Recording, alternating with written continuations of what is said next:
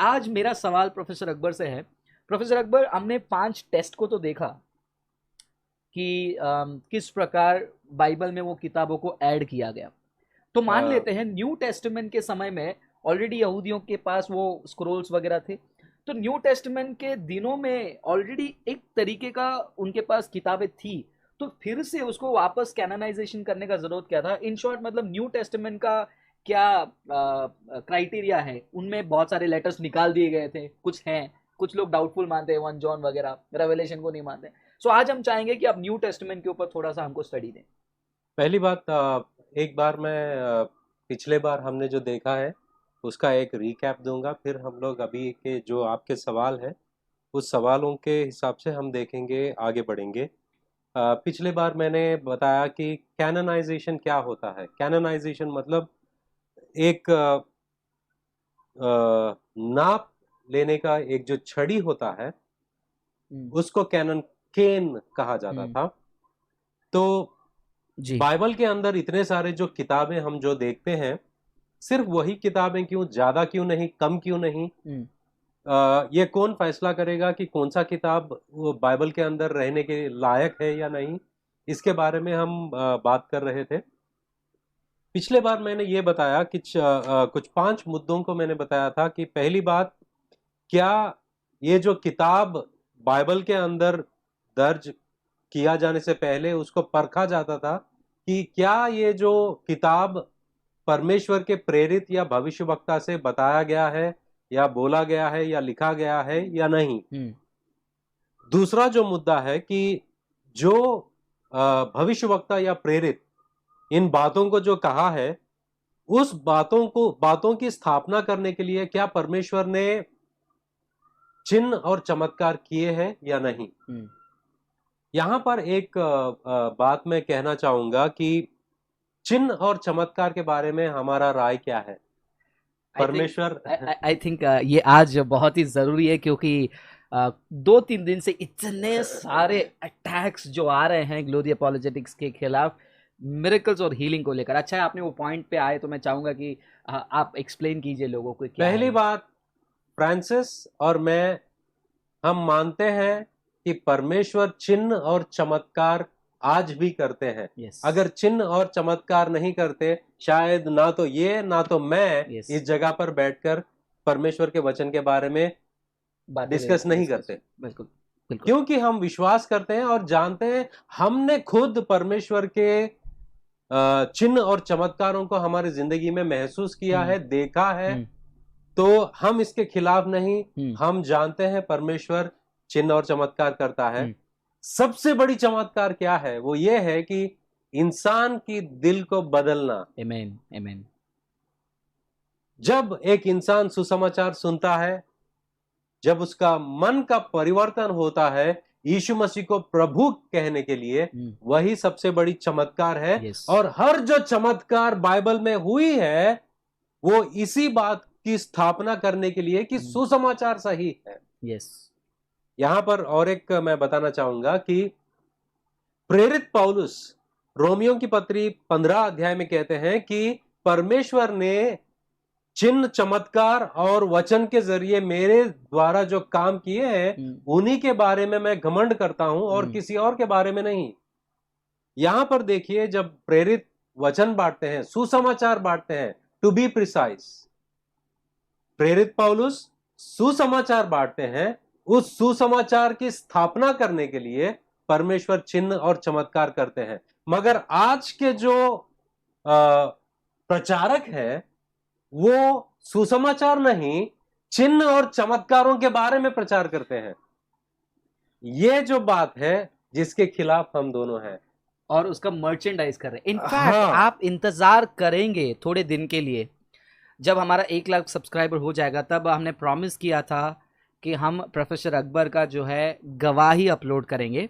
आप सुनकर शॉक हो जाएंगे कि उनके जिंदगी में किस प्रकार का मिरेकल हुआ है। लेकिन आज तक मैं, ऐसा नहीं कि मेरे साथ प्रोफेसर अकबर है तो उनकी तारीफ करो, कभी भी इन्होंने अपने जीवन में हुए मिरेकल को लेकर मर्चेंडाइज नहीं किया। जिस प्रकार आज लोग खुर्ची को लेकर ऐसा उठा के दिखाते हैं, यहां पर आया था, चंगाई मिल गया। सो जरूर देखिएगा वो video. Yes professor Akbar, continue कीजिए। परमेश्वर चंगाई करता है, परमेश्वर लोगों को ठीक करते हैं, बीमारियों को चंगाई देते हैं, लोगों से बातें करते हैं, मगर उनका वजह यह है कि ताकि वो सुसमाचार सुने, ग्रहण करे, परमेश्वर की ओर उनका ध्यान रहे, प्रचारक की ओर नहीं। डीएल मूडी नामक के एक बहुत बड़े प्रचारक थे। एक दफा उन्होंने प्रचार किया, बहुत दिल से उन्होंने प्रचार किया। जब लोग कलीसिया से बाहर जा रहे थे, उनके हाथ को शेक हैंड कर रहे थे, तो एक औरत ने उनका हाथ थामकर कहा कि आपने बेहतरीन प्रचार किया। तो जब डीएल मूडी ने इन बातों को सुना, उन्होंने एक रूम में गए और बहुत रोने लगे। वो इसलिए रो रहे थे कि इस औरत ने मेरे प्रचार के बारे में बताया, मगर मेरे परमेश्वर के बारे में नहीं बताया। तो दूसरी मर्तबा जब उन्होंने प्रचार किया, वही औरत ने इनका हाथ थामकर इन्होंने कहा कि हमारा परमेश्वर कितना महान है। उस बात से डीएल मूडी खुश हुए। एक प्रचारक जब प्रचार करता है, उसके प्रचार से लोग परमेश्वर के करीब होना चाहिए, बल्कि ये नहीं कि लोग प्रचारक के करीब। ये आजकल के प्रचारकों में से बहुत ही इट्स अ पेनफुल थिंग। ये बहुत ही दर्दनाक वाली बात है कि लोग प्रचारक की ओर, प्रचारक के तरफ बढ़ रहे हैं, परमेश्वर की ओर नहीं। बिल्कुल, ये बहुत दुख तो की ठीक बात है, जैसे कि हमने कुछ कमेंट्स किए हैं अपने टॉपिक से थोड़े अलग, मगर टॉपिक के अंदर ही है हम। यहाँ पर दूसरा मुद्दा जो है कि प्रचारक जो प्रचार करता है, उसकी स्थापना करने के लिए क्या परमेश्वर ने कुछ चिन्ह और चमत्कार किए हैं। तीसरा जो मुद्दा था कि did the message tell the truth about God, क्या ये लोग जो बयान कर रहे थे, प्रेरित हो या परमेश्वर के जो रसूल जो भी है, नबी है, जो भी वो बता रहे थे, क्या परमेश्वर की सच्चाई को वो बता रहे थे, परमेश्वर के बारे में बता रहे थे। ये तीसरा मुद्दा था। चौथा मुद्दा जो है कि क्या उनके वचनों में परमेश्वर का सामर्थ्य है कि एक इंसान को बदल सके। पांचवा मुद्दा था कि क्या जो पहले सुनने वाले थे, इस बातों को उन्होंने एक्सेप्ट किया, स्वीकार किया कि यह परमेश्वर का वचन है। इन 5 मुद्दों के बारे में मैंने पिछले बार बताया। अब हम आते हैं आपके सवाल की ओर। आपने सवाल किया कि नए नियम में क्या हुआ था। पुराने नियम में ऐसा हुआ करता था कि पुराने नियम में ये जो क्राइटेरिया के बारे में बात की है कि नए नियम में ऐसा क्या था, उसके बारे में मैं बात करना चाहूंगा जी। और जब ये चर्चा हो रही है, मैं आपसे विनती करता हूँ, रिक्वेस्ट करता हूँ कि ज़रूर नोट्स बनाइए। अगर आपके पास फिलहाल नोट्स नहीं है तो कम से कम कमेंट्स में झगड़े मत कीजिए। और कुछ लोग जो पर्सनल नंबर शेयर कर रहे हैं, वो मैं देख रहा हूँ, कृपा करके पर्सनल नंबर शेयर ना करें। हम रिस्पॉन्सिबिलिटी नहीं लेंगे यदि कोई आपको कॉल करे। और बहनें भी जो है कमेंट्स में नंबर्स डाल रही हैं, पता नहीं कि वो बहन है या फेक आईडी में कोई और लड़का है। तो please refrain from sharing your personal details. Discussion पे ध्यान दीजिए। यस प्रोफेसर को। अब पहली बात, पहला टेस्ट नए नियम में ऐसा होता था कि कोई भी प्रेरित का नाम लेकर लिखने से उसको एक्सेप्ट नहीं किया जाता था। अगर कोई भी लिखता था और प्रेरित का नाम डालता था, उसको अथॉरिटी के नाम से कभी भी एक्सेप्ट नहीं किया गया। पहला जो टेस्ट था कि जो व्यक्ति जिसने भी लिखा है, क्या उसने परमेश्वर के अगुवाई से लिखा था या नहीं। एफेसियों की पत्री 2 अध्याय 20वां वचन में प्रेरित पौलुस कहते हैं कि कलीसिया जो है प्रेरितों और भविष्यवक्ताओं की built upon the foundation, on their foundation, उनके नींव पर कलीसिया को बांधा गया है। और जिनको परमेश्वर ने पवित्र आत्मा से अगुवाई किया है, जैसे कि प्रेरितों की पत्री 2 अध्याय 42 वचन में लिखा गया है कि कलीसिया जो है प्रेरितों की जो बयान के आधारित पर वो आगे बढ़ रहे थे। तो यहां पर हम देखते हैं कि परमेश्वर ने प्रेरितों को और रसूलों को, नबियों को चुना है कलीसिया को बांधने के लिए। फिर उनको अपनी पवित्र आत्मा से अगुवाई किया है इस कलीसिया की स्थापना करने के लिए। तीसरा, उन्होंने जो बयान दिए हैं, उन्होंने जो लोगों को बताया है, उसी पर कलीसिया चलने लगी। और आगे हम देखते हैं कि यहां पर हम देखते हैं कि प्रेरित जो भी लिखता था उसको पहली बात परमेश्वर ने चुना है, परमेश्वर ने उनको पवित्र आत्मा से अगुवाई किया है। और कलीसिया जो है, इनकी जो अधिकार को स्वीकार किया है और उनके बातों को उनके बात नहीं मगर परमेश्वर के वचन के नाई उसको स्वीकार किया है। बिल्कुल। इन बातों को आपको ध्यान में रखना है।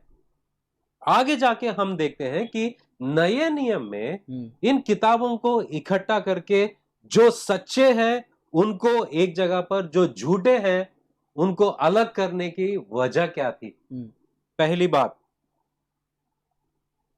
जस्टिन मार्टिर लिखते हैं कि and on the day called the Sunday, there is a gathering together to one place of all those who live in cities or in the country, and memoirs of the apostles or the writings of the prophets are read as long as time permits. Then, when the reader has ceased, the president presents admonition and invitation to the imitation of these good things. Justin martyr जो है, जो 100वीं सदी से 165 AD के बीच में उनका रहने का समय था, उन्होंने लिखा है कि संडे के दिन जो शहर में रहते थे, जो गांव में रहते थे, जो यीशु मसीह में विश्वास करते थे, ये लोग सब एक जगह पर इकट्ठा होते थे। इकट्ठा होने के बाद में उनमें से एक व्यक्ति होता था जो परमेश्वर के नबियों की किताबों में से, रसूलों की किताबों में से वो पढ़ते थे। पढ़ने के बाद में वहां के जो मुख्य थे वो उन बातों में से उनको सिखाते थे और उनको अच्छा भला जो भी है उनको बताते थे, और वहां से सब लोग निकल जाते थे अपने अपने घरों को। तो यहां पर काफी सारे बातों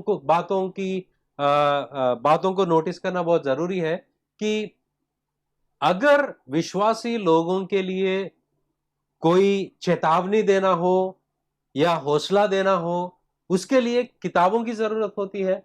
और इन किताबों में से इन लोगों को जांच पड़ताल करना पड़ता है कि कौन सी ऐसी किताब है जो परमेश्वर के रसूल ने लिखा है, और उसी में से उनका हियाव और हौसला पाया जा सकता है।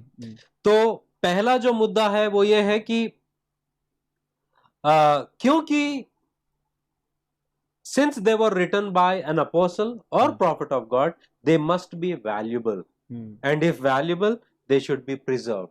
क्योंकि इन किताबों को एक भविष्यवक्ता ने, परमेश्वर के नबी ने लिखा है और उनके जरिए बातें की है, तो इसके ये बहुत ही वैल्यूबल, महत्वपूर्ण है, और इसको बचा कर रखना, इसकी हिफाजत करना, ये मानते थे कि उनका कर्तव्य है, बिल्कुल उनका ड्यूटी है।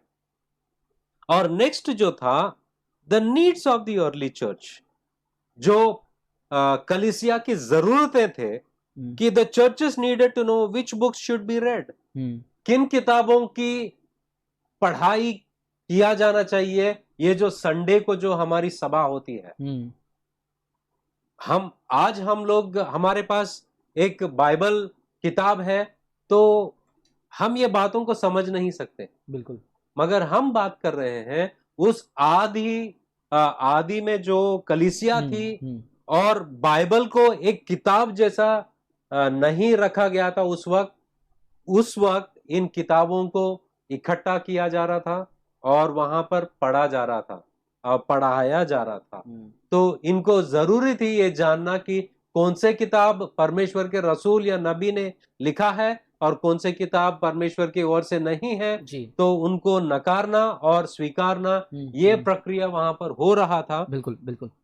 तो कौन से किताब आदर के लायक है, कौन से किताबों को निकाल देना चाहिए, हटा देना चाहिए, इन सारे बातों का उस वक्त ध्यान रखा जाता था। हम्म, तो ये कलीसिया की जरूरत थी और इन वजह से उनको किताबों को इकट्ठा करना ओके, जरूरी था। बिल्कुल, बहुत बढ़िया।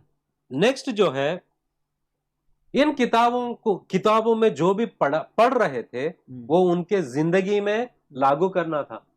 तो एक एक जो किताब परमेश्वर के रसूल ने नहीं लिखा है, उसमें से कैसे बातों को अपने जिंदगी में लागू करेंगे?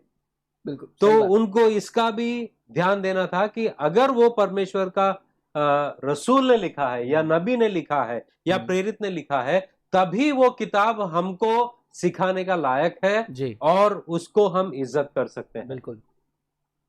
तो उस वक्त काफी सारे लोग ऐसे थे। मैं एक व्यक्ति का जिक्र करूंगा यहाँ पर। 140वें सदी में मार्सियोन नाम का एक व्यक्ति था जिसको हेरेटिक माना जाता था। इन्होंने अपने ही किताबों को बाइबल के रूप में एक पुस्तक में डाल दिया और सबके बीच में इसको फैलाने लगा। और मैं इसलिए हंस रहा हूँ क्योंकि शुएब सैयद का ये जो है फेवरेट कैरेक्टर है, हम्म मार्शियन कहते हैं वो, Martian. Hmm. Anyways please continue कीजिए। एक बात याद रखो, यहां पर कलीसिया की शुरुआत होने के बाद में और कलीसिया जब आगे बढ़ रहा था, 100 सदी और 200 सदी में बहुत सारे लोग आए अन्य किताबों को लेकर कि ये प्रेरितों ने लिखा है। कलीसिया ने कभी भी उन किताबों को जलाया नहीं। कलीसिया ने कभी भी वो जो गैर किताबें हैं उनको कभी भी जलाया नहीं। जला सकते थे मगर जलाया नहीं। मगर उस्मान के जमाने में क्या हुआ? उस्मान के जमाने में ऐसा हुआ कि इस उस्मान जो थे वो तीसरे खलीफा थे हजरत मोहम्मद के बाद में। जब उनको ये पैगाम मिला कि अलग अलग जगहों पर लोग अलग अलग किताब जो कुरान मान रहे हैं और उसका पालन कर रहे हैं, उसकी पैरवी कर रहे हैं, जब उनको ये मालूम पड़ा, उन्होंने क्या किया कि सारे किताबों को इकट्ठा किया और जला दिया। जो एक किताब बची थी उस किताब को स्टैंडर्डाइज किया। ऐसी हरकत ईसाइयों ने नहीं किया। यस, ईसाइयों ने से सीधा सीधा कहा कि ये परमेश्वर का वचन नहीं है। अगर लोग उसको पढ़ना चाहते हैं, उसके पीछे चलना चाहते हैं, वो उनकी मर्जी है। मगर एक ईसाई के लिए वो परमेश्वर का वचन नहीं है। जी, हमको जलाने की जरूरत नहीं है। जो किताबों को नकार दिया गया वो आज भी मौजूद है, जिनमें से जिनका इस्तेमाल करके डाविंची कोड जैसे किताबों को लिखा गया है। मगर हमको ईसाइयत को कोई फर्क पड़ने वाला नहीं। एंड हमने उसको सक्सेसफुली रिफ्यूट भी कर दिया। रिफ्यूट भी कर दिया है और आज हम रिफ्यूट करने के लिए भी तैयार है। और रिफ्यूट करने का एक मजा क्या है प्रोफेसर अकबर, मेरे हिसाब से जब जब मैं उसको रिफ्यूट कर रहा हूं तो उसके अगेंस्ट में डॉक्यूमेंट्स मिलनी चाहिए मुझे। फॉर एग्जांपल, जो डॉक्यूमेंट्स ये डाविंची कोड वाले ने इस्तेमाल किया है, वो डॉक्यूमेंट मिलेगा तब जाकर हम उसको क्या करेंगे, ऐसे किताब में बनाएंगे और क्रिश्चियंस भी उसको रिफ्यूट करेंगे ना। बात आती है इस्लामिक सोर्सेस के बारे में, वो कहते हैं ना रहेगा बाज ना बजेगी बांसुरी, ऐसे कुछ कहावत है। तो ना रहेगा सोर्स ना उठेगा सवाल। इसको मैं अलग तरीके से बताऊंगा कि अगर मैं एक लकीर को खींचा हूं, जैसे कि मैं ऐसे खींचा हूं और आपसे पूछूंगा कि मैं ये क्या है, आप बोलेंगे लकीर है, ये एक लकीर है। क्या ये स्ट्रेट लाइन है, सीधी लकीर है? आप कहेंगे नहीं, ये टेढ़ी है लकीर। क्यों कहें आप? क्योंकि आपको जानकारी है कि सीधी लाइन कैसी होती है, टेढ़ी लाइन कैसी होती है। वैसे ही अगर तुम कह रहे हो कि ये परमेश्वर का वचन है, ये परमेश्वर का वचन नहीं है, इन दोनों की मौजूदगी होना बहुत जरूरी है। जी, बिल्कुल। आज बाइबल में जो मौजूद नहीं है किताबें, जिनको नकार दिया गया है कि ये बाइबल की किताबें नहीं है, वो आज भी मौजूद है। हमको जलाने की जरूरत नहीं है। आमीन, यस। मगर इस्लाम में एक बात ऐसा था कि उस्मान ने उन सारे किताबों को जला दिया है। हमको जलाने की नौबत नहीं है। यस। तो यहां पर ये मार्शियन जो था खुद अपने आप ही एक किताबों की संग्रह को बांटने लगा, लोगों को बताने लगा। तो वहां पर भी जरूरत था कि ये निश्चय करना था कि कौन सा परमेश्वर का वचन है, कौन सा परमेश्वर का वचन नहीं है।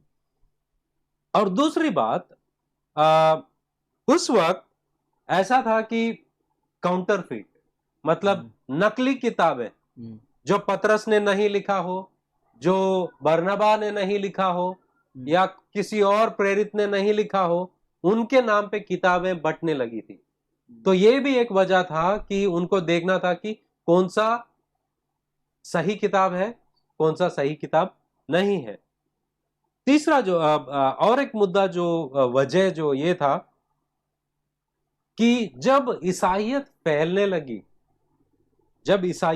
लगी, बाइबल का तर्जुमा हुआ दूसरे सेकेंड सेंचुरी, दूसरी शतक में, दूसरी ईस्वी में सीरियाक में ट्रांसलेट हुआ, लैटिन में ट्रांसलेट हुआ, और मिशनरीज हर जगह जा रहे थे, और उनको ये भी देखना था कि किन किताबों की तर्जुमा करना है। बिल्कुल।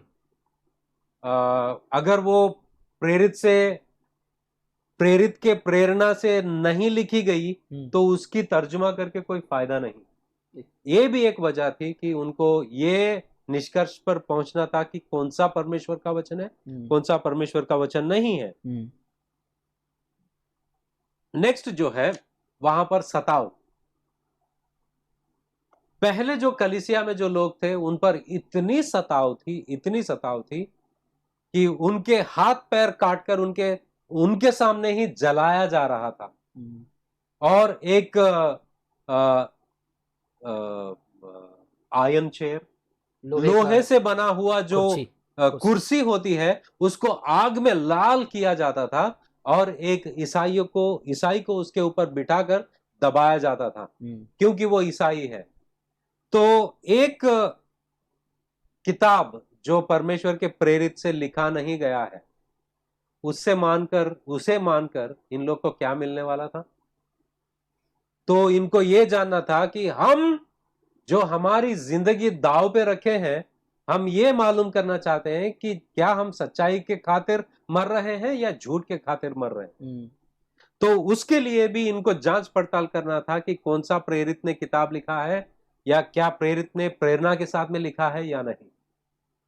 नेक्स्ट जो है, यहां पर मैंने काफी सारे मुद्दों को ऑलरेडी दिया है, वजहों को बताया है कि इन वजहों के खातिर उनको बाइबल को अच्छी तरीके से जांच पड़ताल करना था, क्योंकि उनके जान दावे पर लगी। नेक्स्ट जो है, एक दफा इन किताबों को सब उन्होंने जांच पड़ताल किया, ऑर्डरली इसको अरेंज किया गया है। ऑर्डरली अरेंज करने के बाद में इसका जो ऑर्डर जो है हमें एथनेशियस देते हैं 365 एडी में। उन्होंने लिस्ट को बताया। वो लिस्ट में उन्होंने क्या बताया, ये लिखते हैं कि again it is not tedious to speak of the books of the New Testament. मतलब ये मुश्किल बात नहीं है, ये कठिन बात नहीं है कि बाइबल में जो मौजूद है उन किताबों के बारे में जिक्र करने के लिए। वो क्या किताबें? These are the 4 gospels according to Matthew, Mark, Luke and John. Afterwards, the Acts of the Apostles and Epistles 7, namely of James 1, Peter 2 epistles, of John 3, after these 1 of Jude. In addition, there are 14 epistles of Paul written in this order. The first one to the Romans, then to the Corinthians, after these to the Galatians, next to the Ephesians, Philippians, Colossians, to Thessalonians, and to the Hebrews, and again to Timothy and Titus, lastly to Philemon, and besides the revelation of John. इसका order जो बताते हैं इथनेशियस, वो ऐसे बताते हैं कि Bible की जो लिस्ट जो है वो बताना कठिन बात नहीं है, और वो लिस्ट देते हैं। पहला 4 सुसमाचारों के बारे में वो बात करते हैं जी। 4 सुसमाचारों के बाद में प्रेरितों की पत्री के बारे में बात करते हैं। उसके बाद में एपिस्टल्स, जो एपिस्टल्स को क्या, पत्र जो प्रेरितों ने पत्र लिखा है उसका जिक्र करते हैं। पहले 7 ऐसे प्रेरितों की पत्रियों के बारे में बात करते हैं, याकूब का एक, पतरस के 2 पत्रियों के बारे में और यूहन्ना के 3 पत्रियों के बारे में। उसके बाद जूड, यहूदा को लिखी गई एक पत्री। इन एडिशन 14 पौलुस ने जो लिखी है वो पत्रियों के बारे में वो जिक्र करते हैं, जैसे कि रोमा को लिखा गया है, रोम में जो कलीसिया है उनको लिखा गया है। कोरिन्थिया में जो कलीसिया है उनको जो 2 पत्र लिखे गए हैं उसके बारे में वो जिक्र करते हैं। गलतियों की पत्री, एफेसियों की पत्री, फिलिपियों की पत्री, कोलोसियों की पत्री, 2 थेसलोनियों को जो लिखी गई पत्रियों के बारे में, इब्रानियों की किताब और थिमोथियुस को जो 2 किताब लिखे गए हैं उनके बारे में, और तीतुस को जो लिखा गया है और फिलमोन को जो लिखा गया है, इन किताबों के बारे में वो जिक्र करते हैं। और आखिरी में वो प्रकाशित वाक्य जो यूहन्ना से लिखा गया है उसका भी देते हैं। तो ये लिस्ट को जब हम पढ़ते हैं और आज हमारे बाइबल में ये लिस्ट को देखते हैं, वो ऑर्डर ये ऑर्डर से मेल मिलाप करता है। कहीं पर भी कोई भी किताब निकाली नहीं गई, ना एडिशन किया गया है। तो आज लोग कैसे कह सकते हैं कि बाइबल बदल दी गई है? हम झूठ को या झूठ की पैरवी करने में कोई दिलचस्पी नहीं रखते, झूठ के पीछे चलने में कोई वी आर नॉट इंटरेस्टेड, दिलचस्पी नहीं रखते, बिल्कुल हमें कोई इंटरेस्ट नहीं है। उसके बाद में जब हम देखते हैं कि जेरोम और ऑगस्टीन, इन्होंने भी इन किताबों का जिक्र किया है। और उसके बाद में पॉलीकार्प जो है, पॉलीकार्प जो है वो यूहन्ना के चेले थे, जो प्रेरित यूहन्ना है उनके चेले थे। Polycarp, Clement of Alexandria and other early church father refers to the Old and the New Testament books. वो पॉलीकार्प जो प्रेरित यूहन्ना के चेले थे, वो पुराने नियम की किताबों के बारे में और नए नियम के किताबों के बारे में जिक्र करते हैं। और ये किस सदी में थे? 115 सदी में थे, AD 115, जो पहले कलीसिया के प्रेरितों के बाद के जो जनरेशन है उनकी बात कर रहे हैं। फिर जस्टिन मार्टिर जो है वो 100 सदी से 165 उस दरमियान में वो भी इन किताबों को एक्सेप्ट करते हैं कि ये किताबें परमेश्वर की ओर से हैं। आइरेनियस लिखते हैं कि वो भी इन किताबों का जिक्र करते हैं। आइरेनियस जो 180 सदी में वो उनका गुजारा हुआ था, और वो भी ये लिस्ट के बारे में बताते हैं। इग्नेशियस जो है वो 50वीं सदी से 115 के सदी के बीच में थे।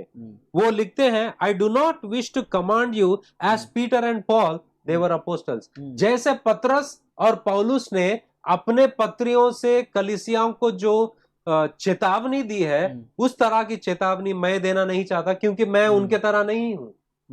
मतलब यहां से एक बात पता चलता है कि उनके पत्रियों का जिक्र ये करते हैं। और ऐसे मैं कहता जाऊंगा,